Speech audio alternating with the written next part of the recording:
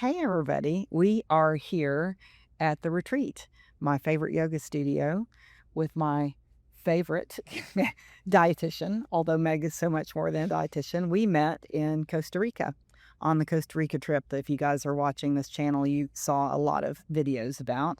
And it was such a cool community of people. Really was.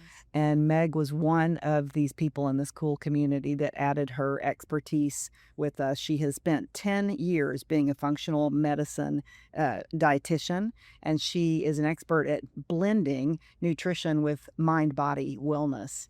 And what I love about that, and we were sitting here talking before we started, was that the body, our diets, healing your gut specifically, involves a lot more than just taking a couple of supplements. Yeah.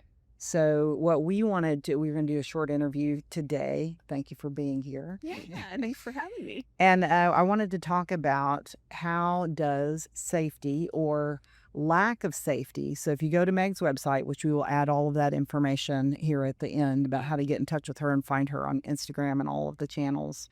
I had said, how does feeling safe affect your digestive system? And then Meg had said to me, actually, let's talk about how feeling unsafe affects it. Yeah. And so that's a little bit of what we're going to discuss. Cool. Yeah. Well, thanks for having me. Yeah. I was kind of naming that in the context of nervous system regulation. And I think that's being talked about by a lot of different practitioners right now. But the way I like to think about it as your total body surveillance system, kind of your surveillance system that's constantly monitoring for danger or safety.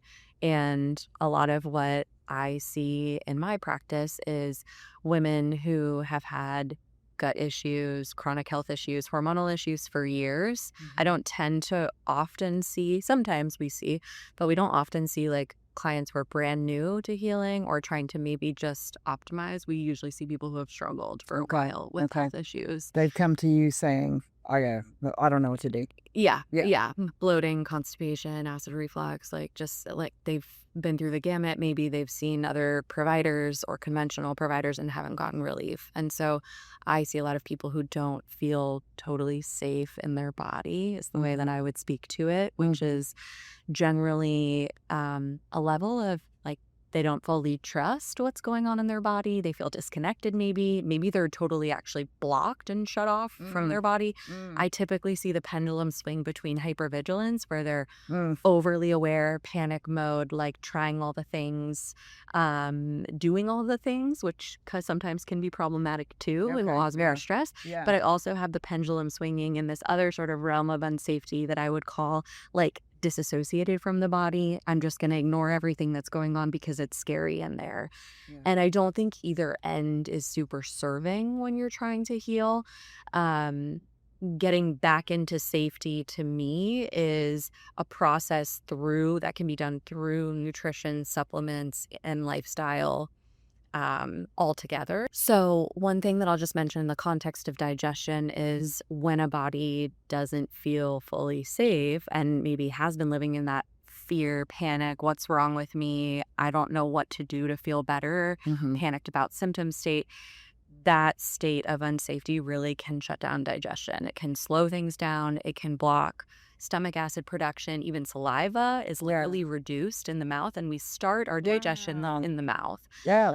So started in the mouth, then also like trickling down to the stomach. We have stomach acid that helps us namely digest and break down protein. But it also, the beauty of stomach acid is it really helps with preventing overgrowth, yucky stuff from hanging out too long. It's naturally known as antimicrobial, meaning it's kind of like a natural antiseptic in kind of a gentle way to prevent things like candida, SIBO, stuff like that, which generally cause bloating and discomfort for people. It also, that stomach acid signaling is kind of like a domino effect to help with bile acid output, digestive enzyme output, all of which helps us break down, digest, and absorb our food.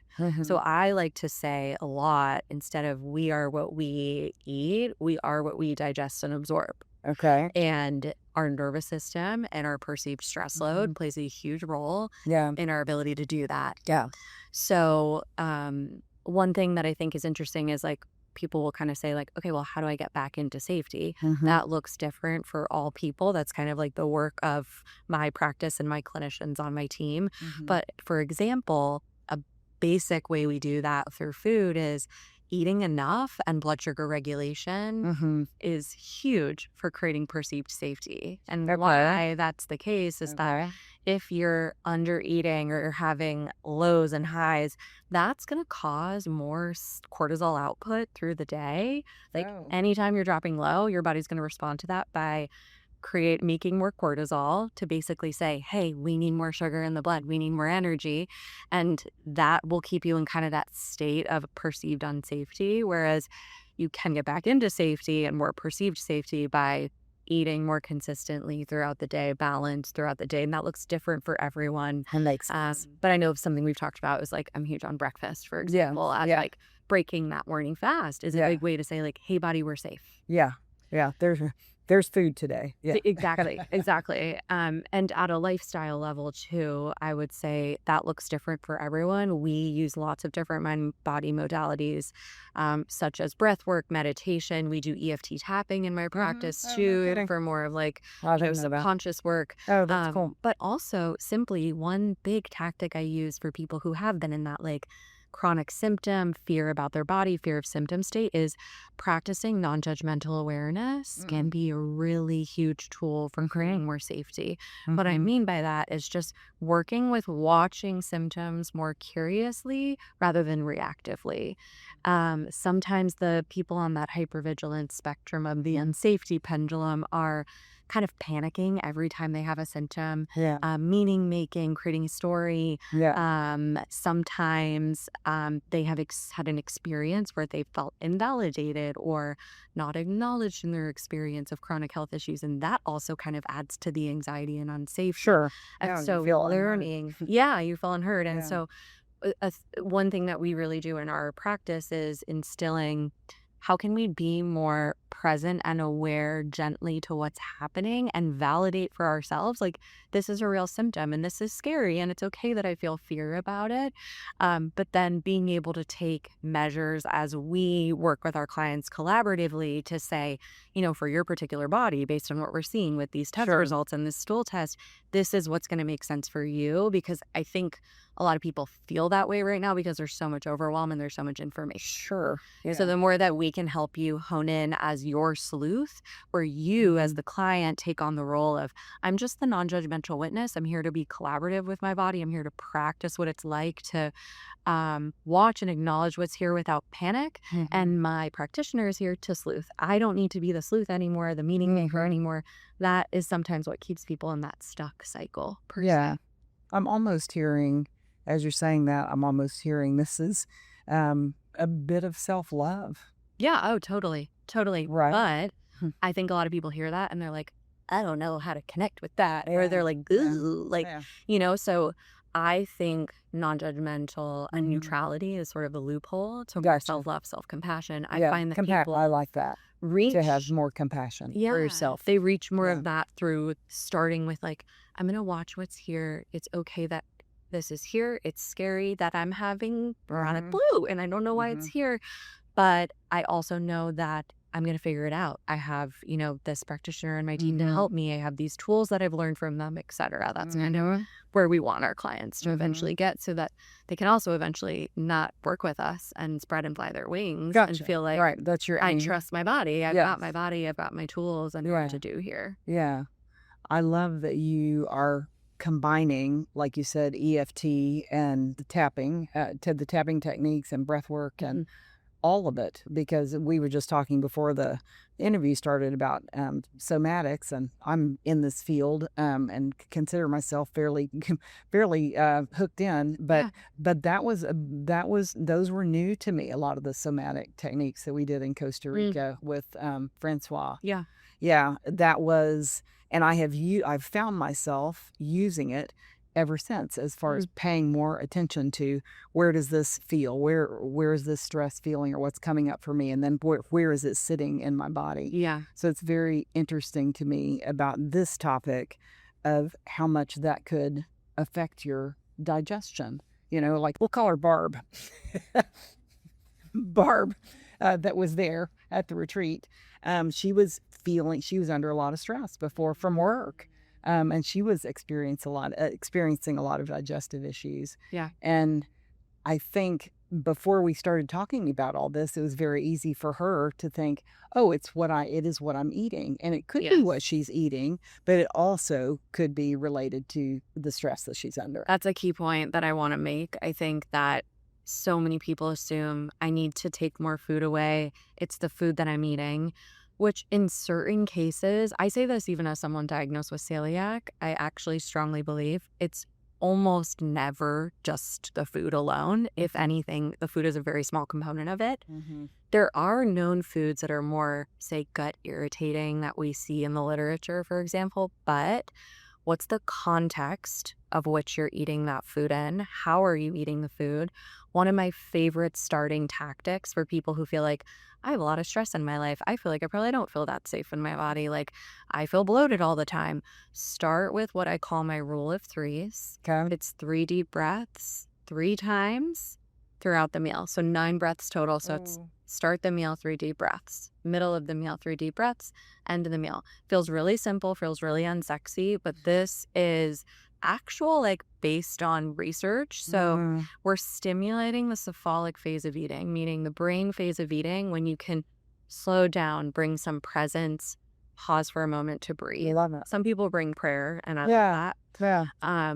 To just say, like, brain, let's get connected with body, because how many of us are doing 5 million things and Yeah. trying to eat and Yeah. expecting our digestion to keep up when you're already bloated, Yeah. already refluxy? It's like your sweet little gut needs a little help. Mhm. So give it a little help Yeah. by slowing down a little bit. This doesn't have to be a long song and dance. Yeah. It can be 3 breaths. I like to connect with one sense, whether that's the sound of something like crackling, popping, maybe on your plate, or a smell or color, to get the brain involved. Yeah. And we know that when we engage in the cephalic phase of eating, it upregulates digestive secretions, everything I just mentioned, saliva, Wow. enzymes, bile flow, stomach acid, by 20%.